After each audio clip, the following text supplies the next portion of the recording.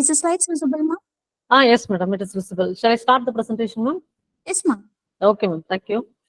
Good afternoon, one and all who are connected for this particular talk. So thank you, IoT Academy, for giving me this opportunity.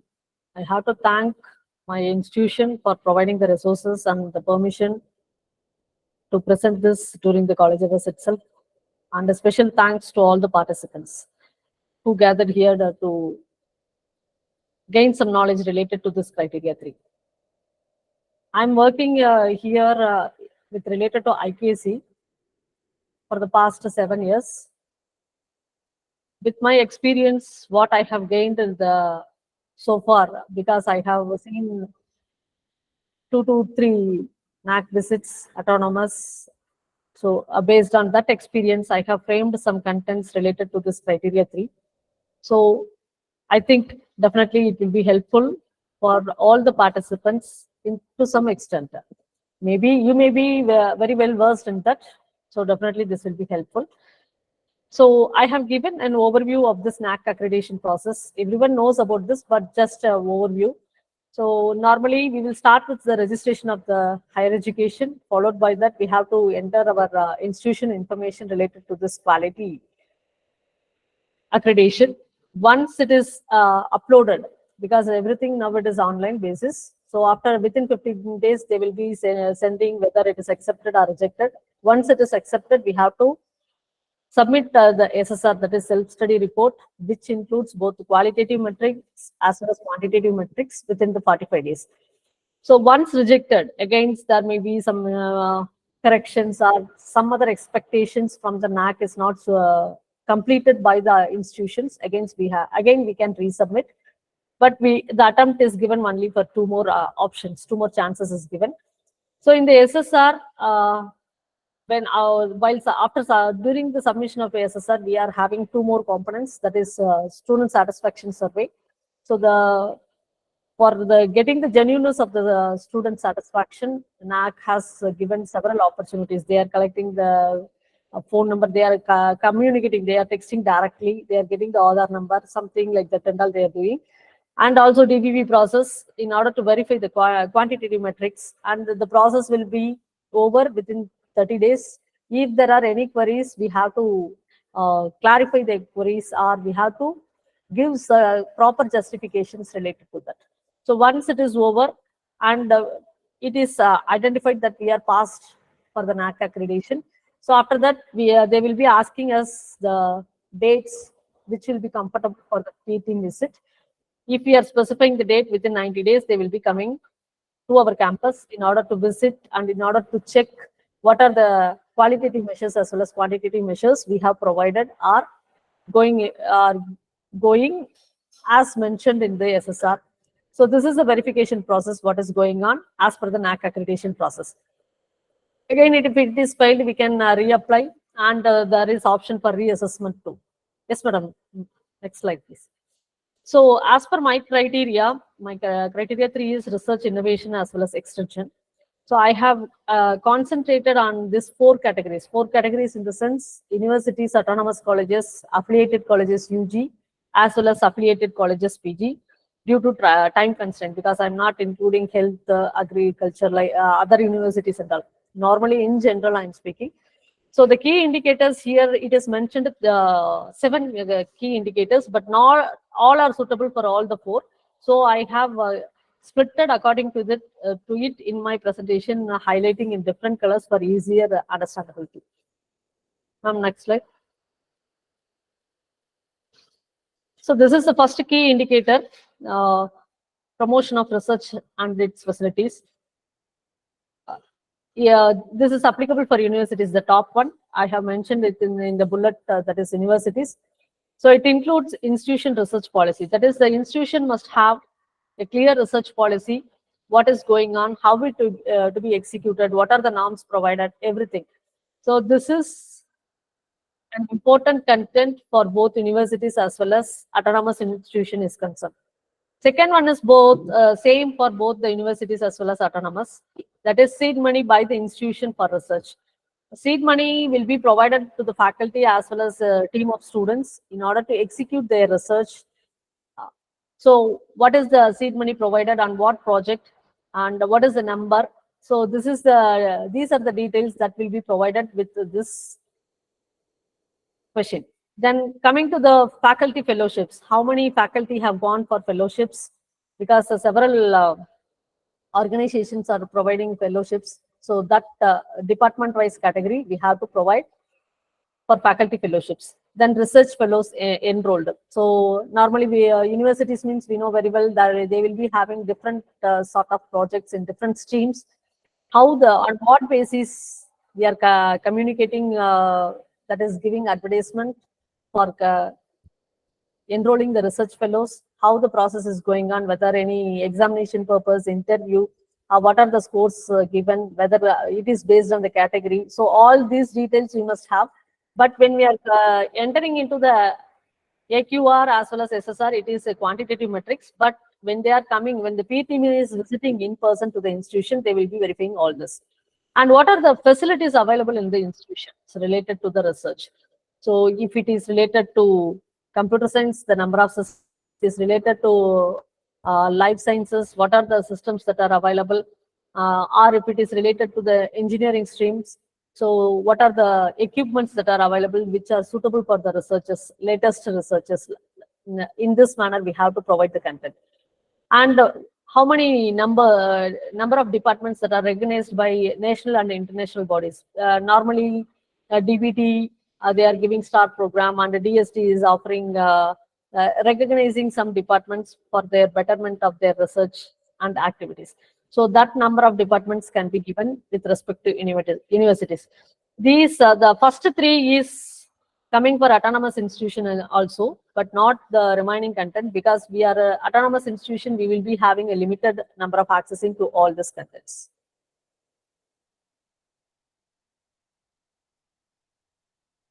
Now next, when we are speaking about the affiliated institutions, UG as well as PG, the key indicator is itself different, because we don't have a promotion policy and all. Whatever the parent university is providing, that is followed by the affiliated institutions. So the key indicator here is resource mobilizations for research. The initially for UG colleges, research projects received. How many research projects they have received? The number of departments which are having research projects. Followed by that, how many seminar, conference, workshop they have organized in the institution. These are the three things with respect to the UG affiliated institutions. When going for the PG affiliated institutions or constituent colleges, they are asking about the grants received from government or non-governmental agencies, research projects, as well as endowments by the institution. And also they are speaking about the number of teachers of recognized as research guides. So this is a difference between the UG institution as well as the PG institutions. The questions are also different, and the values what we are supposed to provide is also somewhat varying, but in the same criteria, the key indicator is also same. And also number of departments having research projects funded by, again, government and non-government agencies. So both uh, all the questions, that is all the key indicators are expecting only quantitative metrics. There is no qualitative metrics here. So before going to the next key indicator, I want to share some of my ideas related to why we want all this, why this criteria is considered to be as important. This criteria is not only important for NAAC, so for many accreditation, the two, nowadays we know very well our Indian institutions are concentrating towards NARF ranking. So for all these aspects, for all the accreditations as well as ranking, research is the main or important concern. So when there is a good research activities in any of the institution, it may be university or autonomous institution, whatever it may be, the ranking will be high, and the we can be very confident with whatever the P team, what sort of people they are coming. So the research activities plays a major role with respect to accreditation and rankings. So why this research is required? So normally we know very well after PhD, after completion of our PhD, we will be thinking that we have done something. So we become the doctor of philosophy. So there is no need for advancement. But when we are speaking about the vision and mission of our each and every institution, we are fixing some contents. That is, we have to improve our the quality education. We are supposed to provide the quality educations to meet the global standards, industry trends like that and all. So in order to meet that vision statements, we require knowledge advancement. That is update in the required field or in mode of interdisciplinary and also academic excellence. So this will be the major contents for related to research. So automatically when we are trying to do research, the critical thinking and problem solving capability of each and every individual will be developed. Innovation and technological advancement, definitely there are chances for innovation and technological advancements within the institution with the group of students or among the group of faculty. Then skill enhancement, normally we will be trying to update ourselves. For example, if a person is coming under the life science stream and they want to do some research in collaboration with machine learning or deep learning, they will be trying to enhance their skill. At least even though they are trying to do interdisciplinary research, but they have to know what will be the input, what could be the output, or what is their expectation. So that is skill enhancement. And the interdisciplinary collaboration, intellectual growth, the growth will be highly appreciable. So because whenever we are going for appraisal or something else, this is definitely speaking more when compared to our normal experience or something like that. Competition and progress, definitely what I said now, and the career opportunities. So self-financing institutions or government institutions, whatever it may be, this the research activities what we are doing is definitely helpful for our career upliftment and also for the career opportunities of the students who are studying under our guidance. That is the thing why research is required. So what are the problems? Why we are not supposed to implement all this? This is important, we know, but there are some constraints in order to execute all these research activities. One is the time as well as fund constraint. Time constraint, we will be having our regular classes. We have to prepare for it. And other accreditation work, we will be having some files, something, some the time constraints, as well as we have to balance our family activities. That is one of the reason. And also fund constraints. So, for implementation purpose, for execution, the management or we have to expect the fund from other government or non-government or the management. And also one more thing is resources shortage. So within the institution, even though there are so many constraints, if the resources are very less, are not up to the mark, upgradation is not there, then this will also affect the execution of the research. And ethical issues, we have, as I mentioned earlier, we must a policy must be very clear research policy related to what is happening, how we are following, that is avoiding malpractice, what happens if it is happening. So that ethical issues must be very particular.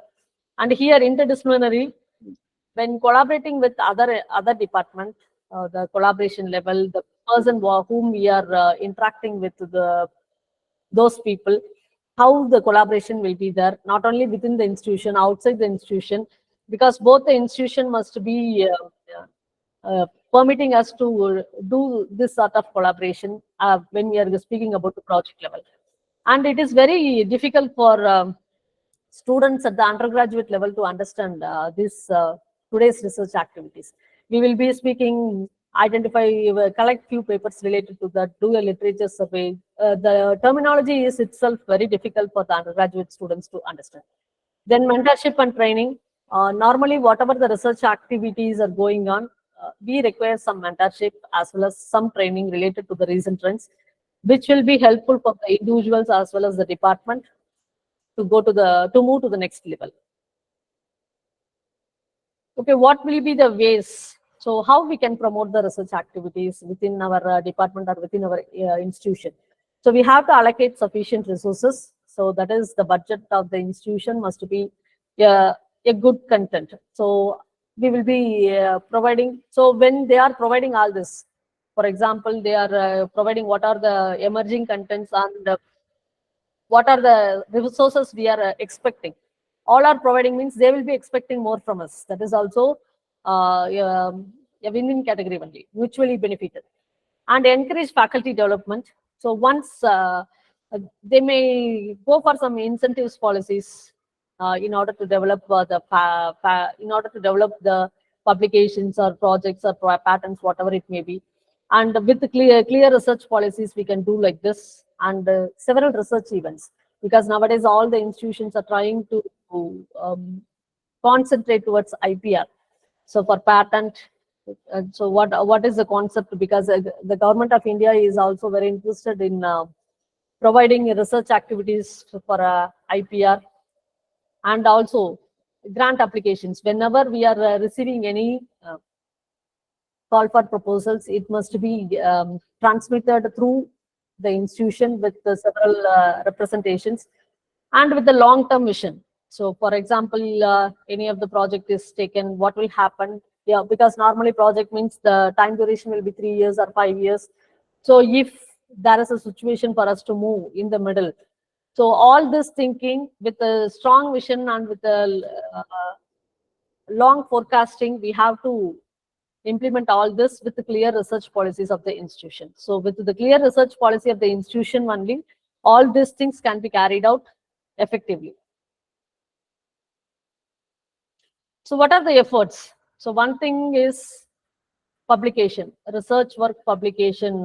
Publication must be semester wise 2 or per academic year 2, that too in specific indexing journals, scopus, because at least NAAC is accepting UGC cap. But when we are going for NIRF, they are concentrating only in Web of Science, that is Sci index as well as scopus. They are not giving concentration towards UGC cap, and major as well as minor research projects. More projects Alpha is coming out with interdisciplinary options as well as normal core research projects also. So several funding agencies are providing projects for innovations, good innovations that to novel ideas like that, and MOUs with organizations, industries, community engagement, how to engage our community. That is community in the sense our group of people with the same domain, how we can access with the resources, on what sharing basing, and research entrepreneurship, how this research can be converted into entrepreneurship, that is startup. So if this culture is developed, automatically there will be chances for improvement in the research activities within the specified institution. So research funding. So normally what happens, not only research funding in the sense, according to my aspect, only for projects. We can get at least for the basic level, we can get at least funding for conducting seminars, FTPs, so that it will be helpful for including some contents. Instead of putting nil, we can include this sort of activities too. So projects, in the sense, it is not possible to get projects for all the faculties in an year. So there will be some deviation. So automatically what happens, the other faculty can use this sort of executions. So the research funding can be collected or normally can be received from government agencies, private foundations, even academic institutions, corporates, and the international organization. International organizations, they are providing on a mutual basis, one person or one team from their side, one team from our side, like that. And when coming to research grants, they are completely giving for execution of research projects only. And the research funding for advancing knowledge, that's what I said, conducting seminars, conducting conferences, or getting fellowships, student fellowship or faculty fellowship, whatever it may be. That is also considered to be as a research funding. And even some organizations, they are providing funding to include our contribution towards the society. So in order to maintain all this, in order to group all this, in order to update all these activities, it will be helpful for each and every faculty that if an institution is having a research team, who will be guiding all this? So this is the starting date, this is the ending date. You have to submit the proposal, and there will be some people to, some experts to scrutinize their project and give some additional guidance based on their idea, or maybe in the budget path or something like that. If those people are there, definitely it will be helpful for the persons or for the faculty member who are submitting their research activities. So these are some of the listing funding agencies list I have mentioned here. These are Government of India funding agencies: DST, AICTE, ICMR, UGC, CSIR, ISRO, ICSSR, and DBT, SERB. So all these funding agencies are repeatedly sending notifications for different project proposals. So all over the year. And all over the year, few funding agencies, they are trying to get proposals for organizing events, seminars, or even for Science Expo also they are trying to give fundings. So with this help, we can promote our research activities within the institution, or we can promote outside the institution also to give some knowledge related to the technology or whatever it may be towards the society. So funding from Indian non-governmental, Indian NGOs as well as trust. So the big industries, as they are also interested in doing research activities, they are also trying to fund the academic institutions in terms of research. Our idea is novel, and they are trying, they will be trying to implement, and they will be taking the patents, they will be implementing it as a new product as an outcome. So these are the things that has happened. The Tata Trust, Infosys Foundation, Asim Premji Foundation, Swadesh Foundation, then Ramanujan Mathematical Society, Vadvani Institute of Artificial Science, Vidya Bhavan Society are some of few in the sense, why I have mentioned few, I have mentioned only the major organizations who are providing funding in terms of research. So these are some of the international funding organizations. Apart from this, few organizations are combining with the DST as well as DBT on a mutual basis, Indo-Japan or Indo-German projects like that and all, in collaboration with the Germany universities or Germany professors like that. So without this, without those contents, some other organizations are also funding for the promotion of research activities within India. So the Wellcome Trust, Bill and Melinda Gates Foundation, then Grand Challenges Canada, Global Challenges Research Fund, Indo-US Science and Technology, Swiss National Science, and European Research Council. So these are the list is continuing in a lengthy manner. So I have listed only some of the organizations. Endowment. Few institutions are very much concerned about this endowment. It must be a financial asset or donation given to the institution on a long-term income. So normally what we can do, because maybe a 10-year-old institute or 15-year-old institute or even 50 years old institutes are there, they will be having their own policies, collecting a donation from other societies or something like that.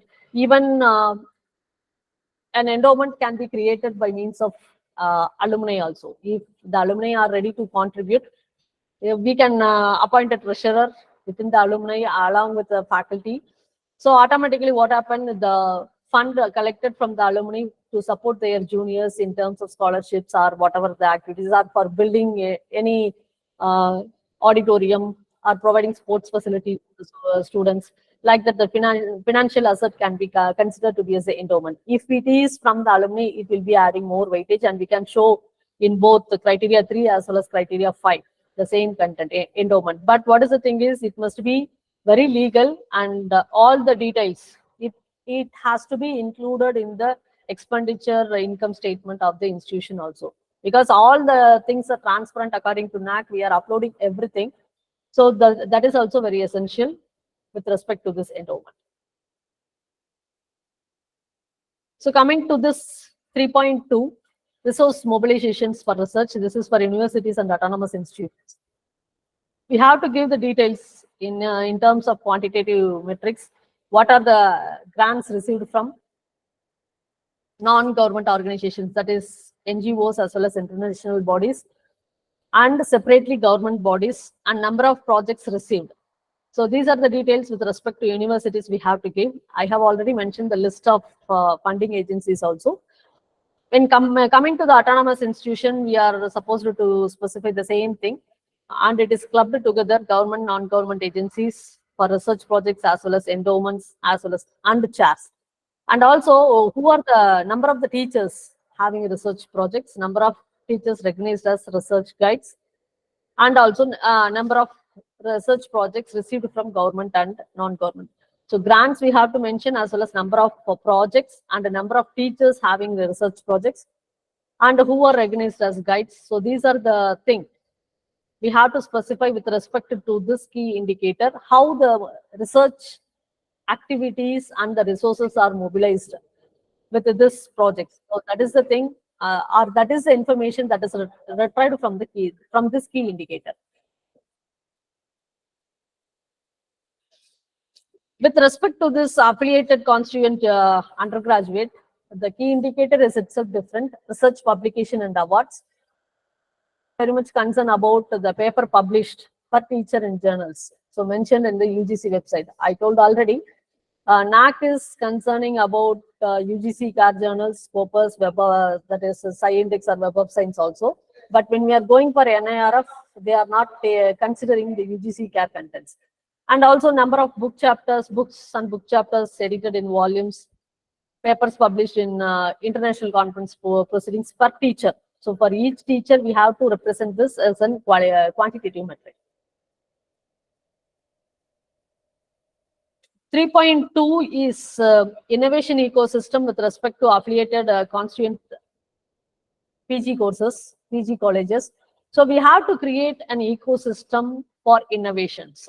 As I have mentioned, some research policy for the each and every institution must be there so that an well-framed activities can be carried out monthly wise or monthly wise, and properly organized meetings with respect to the activities that is going on, what is the feedback. So likewise, we must have the innovation ecosystem too.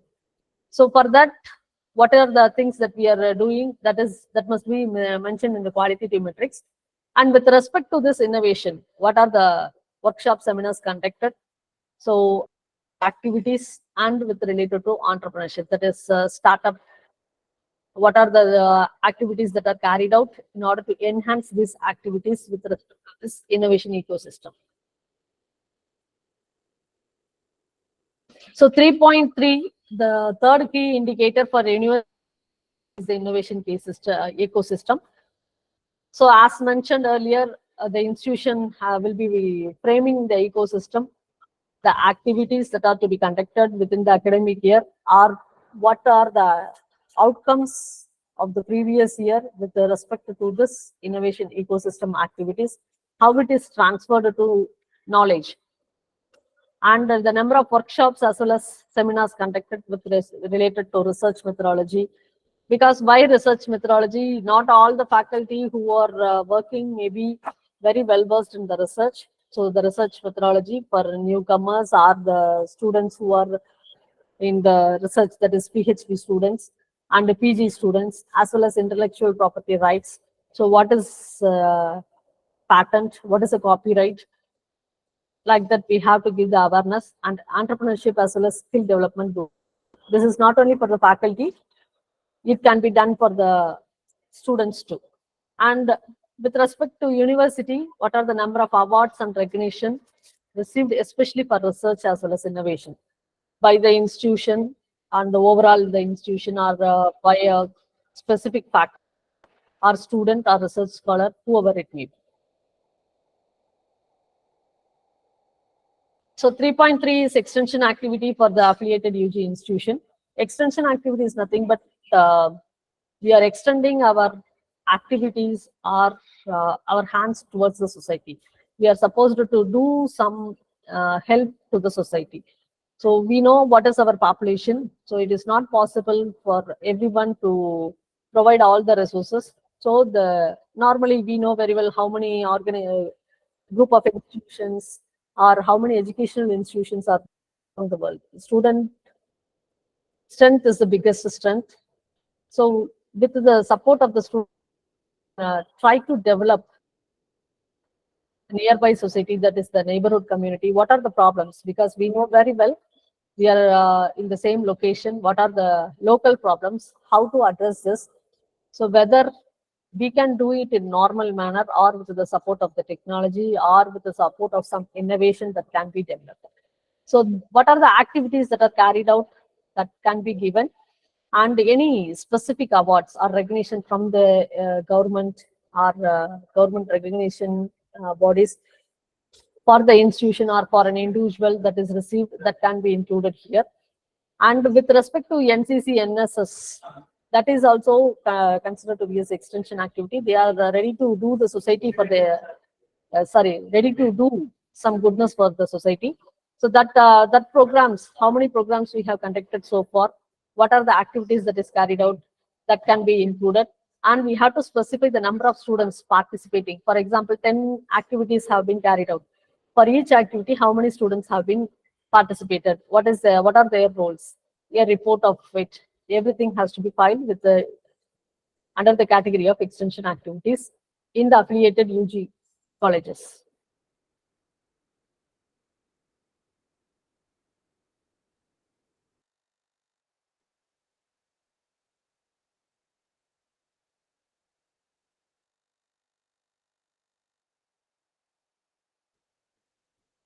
Yes, coming to the innovation ecosystem. So this is what I have mentioned. We must create an innovation ecosystem among the institution, whatever may be the institution. So an innovation center, an incubation center, so and intellectual property rights center, IIIC, that is in Industry Institute Interaction Center, a well-defined research policy, supporting students' research activities, knowledge transfer from industry. So all this will be coming under this innovation ecosystem. If all these are going on in the right direction, so automatically we can say that particular institution is well developed towards or with a long-term vision with respect to research activities they are developing in a right manner. So 3.3 is research publication and awards for PG colleges. So number of PhDs registered because it is PG, and so for example, 5 eligible teachers are there. How many PhDs are registered?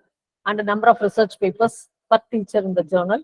Then number of books and the book chapters, and paper presentation in both national and international conferences, and also the proceedings per teachers.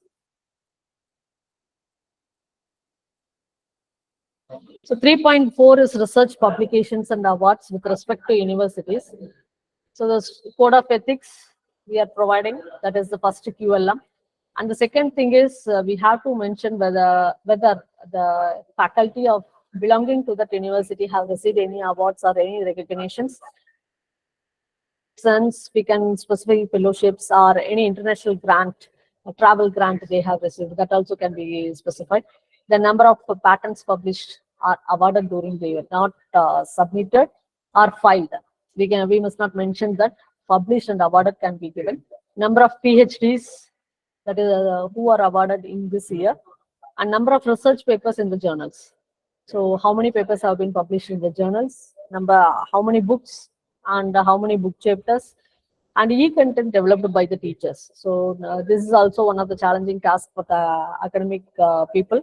So we have to develop the e-content, and it is becoming a new concept, normally what we have practiced during the COVID.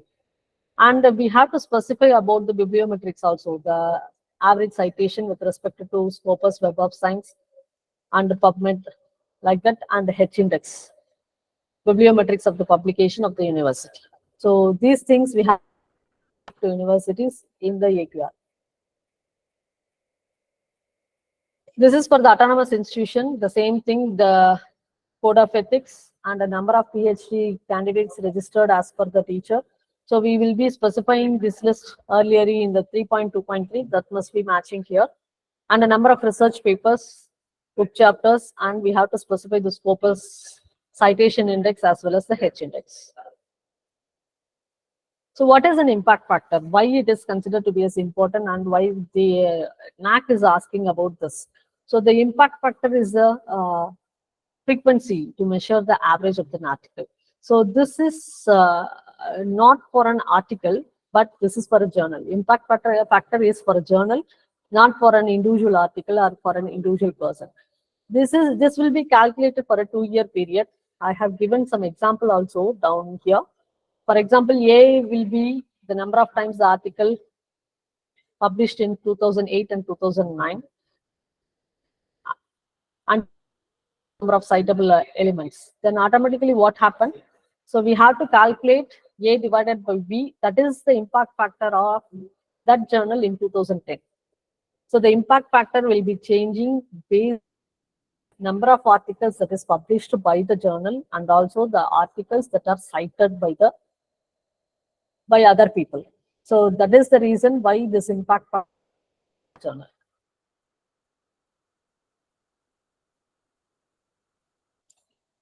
Next one, common terminology that was provided is H index. H is for individual. It is the H stands for his or her. So previously I said that impact factor is for the journal. Here it is to represent productivity and the impact of a particular person, otherwise a scholar, or a group of people. That is, for example, an affiliation we have given. So that can be identified with the support of this H index. So this can be calculated like this. For example, 17 papers are published in this year by this institution. If the 17 papers are cited by 17 times, automatically we can get an H index. So Google Scholar will be providing H index, Scopus will be providing H index based on the citations of our paper. So the H index represents the individual score or a research group or a departmental score. And even for an institution also we can provide like this. So I-10 is also one of the metrics for the research. It is provided by the Google Scholar. So the I-10 index, the number of publication with at least 10 citations. Previously, it is number of publication equal to the number of citations. So now with at least 10 citations, if we are having, means our I-10 index will be increasing. So these are some of the things that we are supposed to know related to the performance evaluation of related to the research publications.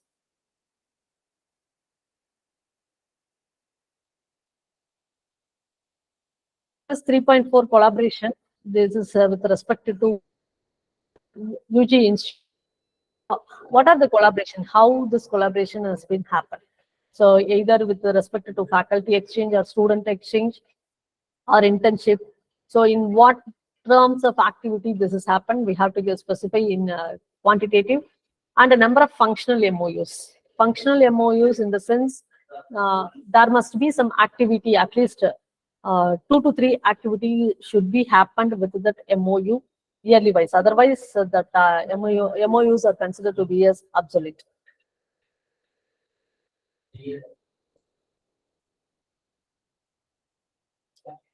3.4 is extension activity for affiliated institutions, that is PG institutions. As I mentioned, this is service to the community. So what are the number of awards that are received with respect to extension activity, and what are the outreach programs conducted by NSS or NCC or with the support with the government? That is will be there. It may be a Rotary Club, Lions Club. So they are government recognized bodies. In association with, we may conduct some of the activities. For example, blood donation camp, something like that and all. So this can be included, and the number of students participating in the extension activities. 3.5 is consultancy for universities as well as autonomous. So, as research as well as innovation ecosystem, the consultancy must also have some policy. So, consultancy is nothing but the faculty who is working within the university or an autonomous institution is based on their knowledge. They are requested by the industry uh, in order to come a specific task. For that, they will be paid. So, and it may be not only for this, for the activity. For example, if a faculty X who is working here, he is called by some of the industry to give some corporate training. So all this can be included under consultants. So we must frame a policy. So based on the revenue, and what will be the sharing between the institution and the individual, that will also carry out in the consultants. So the revenue generated from consultancy and corporate training during the year, as per university, and also in autonomous spend, we have to specify the total amount spent on developing facilities, training teachers, because we have to train our teachers so that we have to meet the industry need. So otherwise, it is very difficult for because normally we know very well industry, they are doing real time execution or real time working. We are just still now theoretical content only. So how to match the or how to bridge the gap, that sort of training must be taken or given to the faculty. So automatically they will be developing themselves or upgrading themselves suitable for the corporate training. Automatically the consultancy will be improved. So 3.5 is collaboration for affiliated constituent PG colleges. So what are the number of collaborative activities happen? That is collaboration in research, paper publication, or in a project. One may be the PA or co-PA, faculty exchange, student exchange, internship. So everything will be coming under. And as mentioned, with respect to UG colleges, number of MOUs, functional MOUs with other universities. Now that is also happening, not only with other universities within India, we are getting MOUs with foreign industries also nowadays, as per the NAAC 2020. So 3.6, when I'm speaking about the key indicators I have mentioned, totally there are 7 key indicators. Out of that, 5 are applicable for both affiliated institutions, UG as well as PG. So 5 key indicators are completed for both affiliated institutions, UG and PG. Now we are having 2 more key indicators, both for the autonomous as well as universities. So extension activity, it is reflecting the same content. There is no major changes with in related with autonomous as well as universities. What are the extension activity we are carrying out, and any awards are received for students or teachers or for the institution, and how many programs have been conducted, how many students have participated. That is the thing. So collaboration, this is the last key indicator of universities as well as autonomous. With collaboration, to which how many number of collaborative activities with other institutions we have carried out in here, but the collaborative actions must be going on.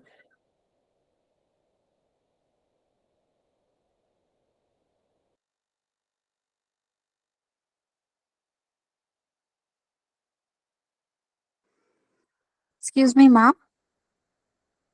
Yes, madam. Yes, ma'am. Your voice was breaking. That's why I called you, ma'am. Okay, okay. I think I'm facing some network issues. Now it is okay, ma'am. Yes, ma'am. It is fine now, ma'am. Shall I explain this slide again? Yes, ma'am. Okay, coming to the last key indicator of universities and autonomous, it is nothing but collaboration. We have to specify the number of collaborative activities that are taken place during the year.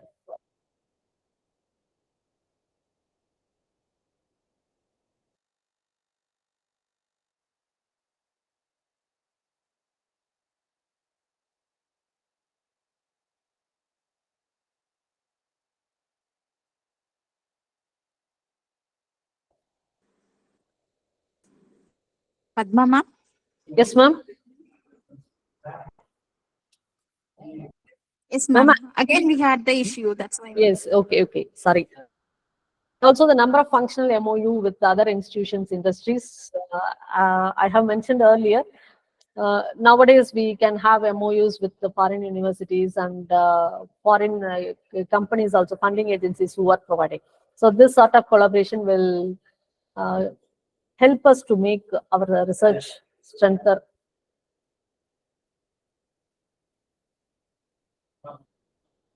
So I have to give some description related to extension activities as well as collaboration.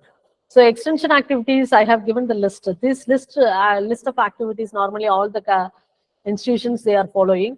But if it is continuously happening means we can include.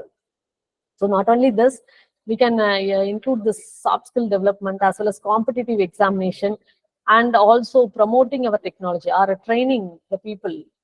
For example, the institution is located in a small village or nearby villages or some tribal part.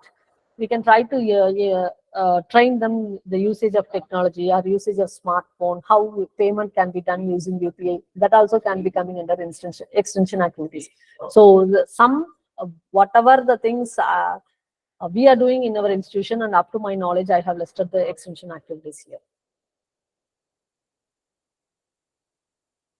So what are the benefits of extension activities? The extension activities involves the students community.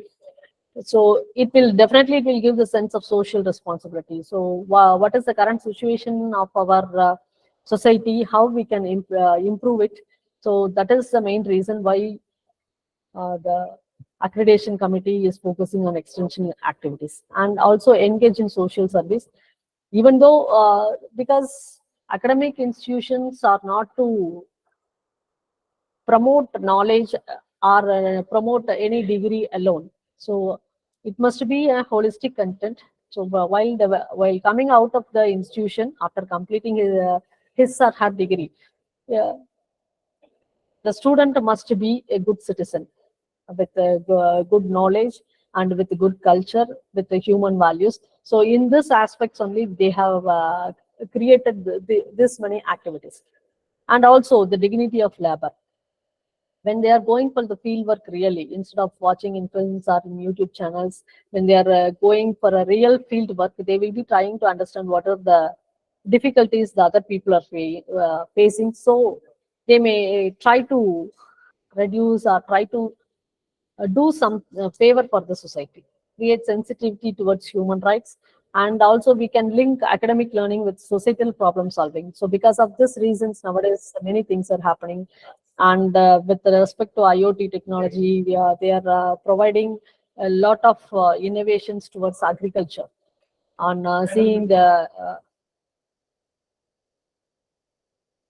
lot of problems that are faced by the farmers. That is forecasting of rain and pesticide spraying and identification of diseases. All this, that what we are learning in our practical sessions or theory, that are sent out to the society itself, and sends real world outside and classroom world, and the developing skill sets. So when we want to teach, or when our students are engaged to teach something to the other people, definitely they will learn, and their skill sets will also be improved. So this could be the benefits of the extension activities. So with respect to collaborations, I have given a detail. So what are the things that we have to maintain? Because many institutions are having many MOUs, we will be having 26 or 27. And at the time of visit, if we are providing, they will be asking how many MOUs are in live. Live in the sense, what are the activities we are carried out with respect to this MOUs. Whether, for example, 1 year or any lifetime period we have given, whether they are giving any internship or job training program or placement or something like that, or faculty training, or uh, any endowment fund we are receiving from the MOUs, something like that, some activity must be going on. If this is not happening, they are not considering that MOUs as live MOUs, and it is considered simply as a paper. And what are the things we have to avoid when we are speaking about the collaboration is collaboration with the sister institution, because there is maybe group of institutions under the same trust that cannot be considered under MOU. So because they are giving their money from one packet to the other packet, that is not considered. And the certificates that are given by external agencies are not considered, because it must be a legal agreement signed in stamp paper by both the parties in the sense from the head of the institution or vice chancellor with the management people of that particular concern or industry, then only it will be agreed. So these are the few constraints with related to collaborations I have to specify.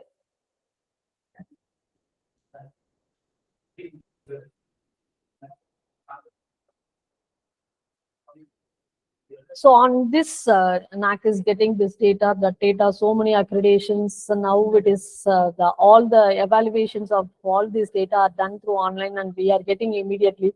So what is the benefit for institutions when we are going for NAAC? So the credibility, so the quality, we can specify that we are NAAC A++ or A plus or A. It represents that we are in that grade, and it automatically it motivates the faculty to achieve that grade. So we don't want to lose any of the person or that is any of the individual or any of the institution will not be ready to lose their level from one place to the lower place. So we have to, the faculty will be motivated to retain at least the existing grade or rank with respect to NIRF. Quality will be improved with respect to publication or increase in new courses or increasing new programs too. Many industry tie-ups. Many faculty will be knowing with some of the organizations, friend of friend or something like that. So a simple MOU or a collaboration with respect to paper publication, something like that. If it is happening, means definitely it will be a benefit for the institution. Global recognition. So particularly if we are going from the institution that is a better grade institution, it will be recognized globally. Autonomy, we have the complete freedom in framing our syllabus and using our funds in a proper manner. Funding opportunities are improved. Alumni network, that is our customer, that is, in other words, our stakeholder network. It is a huge network and a student attraction. All this together will be definitely helpful for the institutions to move to the next level. So this things are considered to be as the benefits for the institutions with respect to NAAC. Not only for the institutions, for the faculty as well as the students are also benefited if we are getting good grades and the continuous accreditation is going on. So I have referred so many sites. I have mentioned a few. Of course, it is from NAAC and some other research papers with respect to quality education in research and the innovation ecosystem, extension activity, etc., etc. So these are some of the list where I have referred to develop this presentation. Thank you for giving the opportunity. I think I have completed as per the specified time, madam.